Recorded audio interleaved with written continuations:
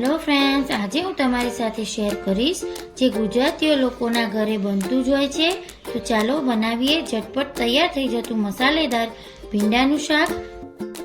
ભીંડાનું શાક બનાવવા માટે મેં અહીંયા 500 ગ્રામ ભીંડા લીધા છે. ભીંડાને આ રીતે મીડિયમ થિકનેસ વાળા ગોળ પીસમાં કટ કરી લીધા છે.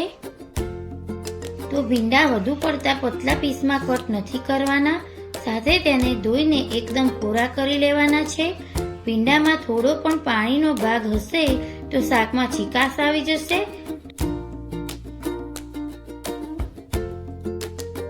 તો એક પેનમાં 3 મોટી ટીસ્પૂન જેટલું તેલ ઉમેરી દઈશું.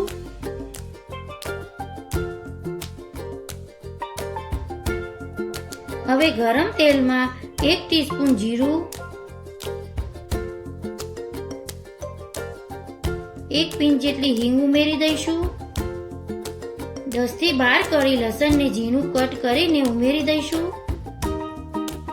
લસણ થોડું સંતળાઈ જાય એટલે 1 મીડિયમ સાઈઝની ઝીણી કટ કરેલી ડુંગળી ઉમેરી દઈશું.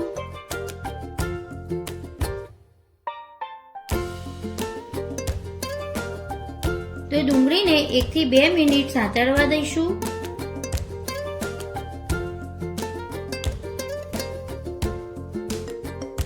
હવે મસાલા કરી દઈશું.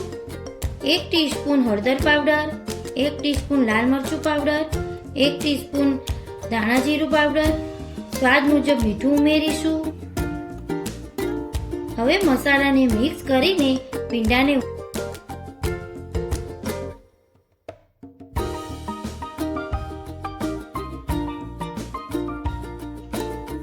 અને વઘાર સાથે ભીંડાને સારી રીતે મિક્સ કરી લઈએ.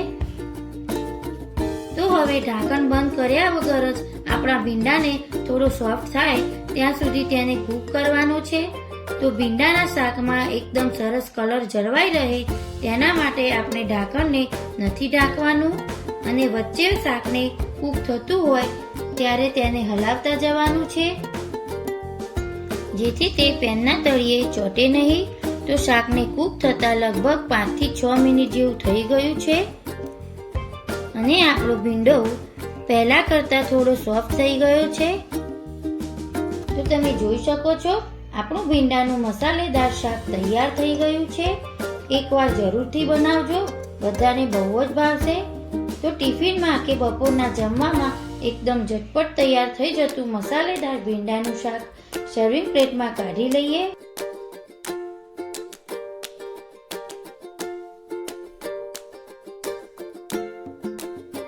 જો તમને મારી રેસીપી ગમતી હોય તો ચેનલને લાઈક કરો, શેર કરો અને સબસ્ક્રાઇબ કરો. Thanks for watching video. Bye, take care. જય શ્રી કૃષ્ણ.